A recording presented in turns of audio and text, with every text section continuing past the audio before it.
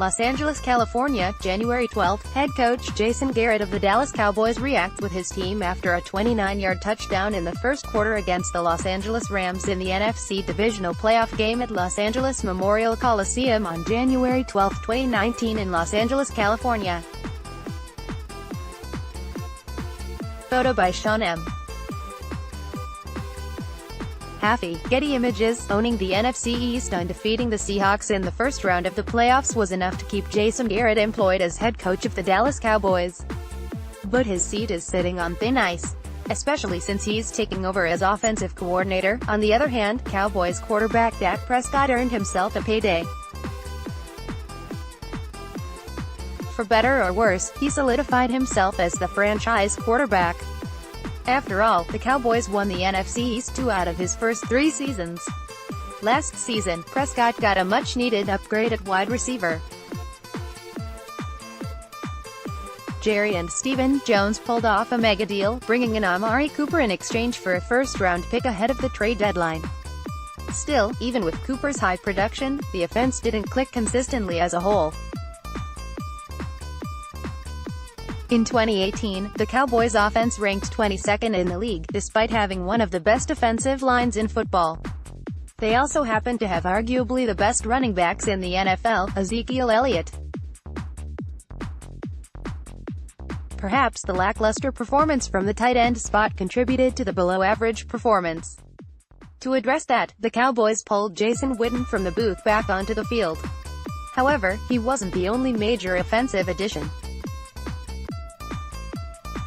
They also added Randall Cobb to replace Cole Beasley, who left for colder pastures Bills. With these key additions on offense, perhaps things could take a turn for the better. On the other side of the ball, they invested a number of draft picks into the secondary over the last few off-seasons. It paid off to some degree with Byron Jones showing he's a solid number 1 corner. As a unit, the cornerbacks played well. However, it still feels like 2019 is a prove-it year for Jordan Lewis and Chidobe Awuzie. At safety, Xavier Woods played well, but they can use an upgrade alongside him. Earl Thomas opted for the Baltimore Ravens in free agency, despite his campaign to be a Cowboy. Up front, defensive end DeMarcus Lawrence proved worthy of a huge payday.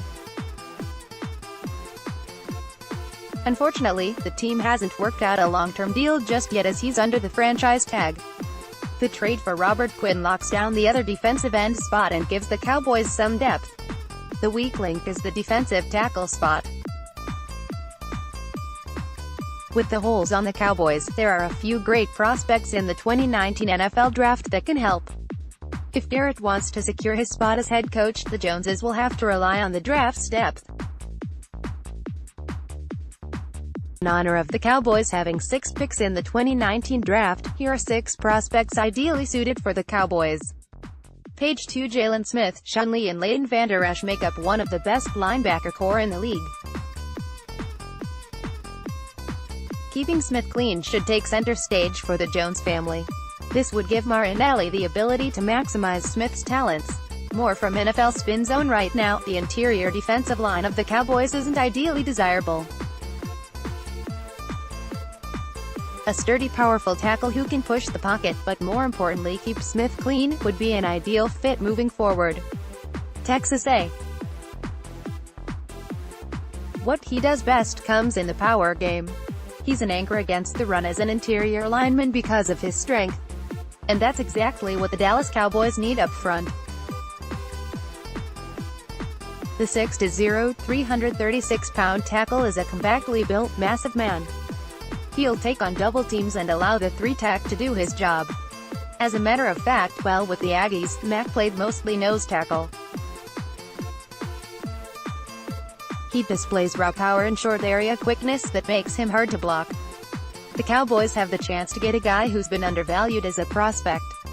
Mack made a name for himself during the East-West Shrine game. There, he proved he's better than what his former Collegiate coaches thought of him.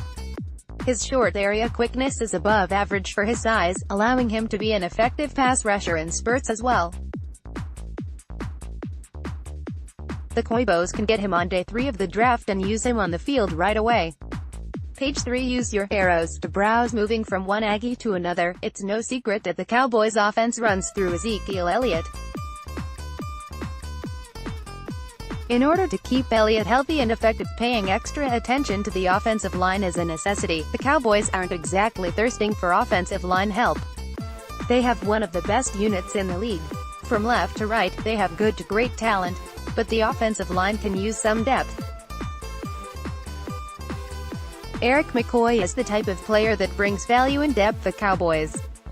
He can come in and play center or guard if necessary. When the Cowboys lost Travis Frederick last season, it showed. During the 2017 season, McCoy displayed his versatility by lining up at center and guard. The 6'3", 310-pound lineman played in the Cowboys' backyard, so they got to see it on full display. Against the run he shows good power, enough to ward off nose tackles. His agility favors him as a guard, but the Cowboys are set with Connor Williams and All-Pro Zach Martin. On the second and third day of the draft, the Cowboys have a great history. Travis Frederick is readying for a comeback if he can get his health issues behind him. Adding a combo player like McCoy will only add to their great track record, though, and solidify the depth on the interior.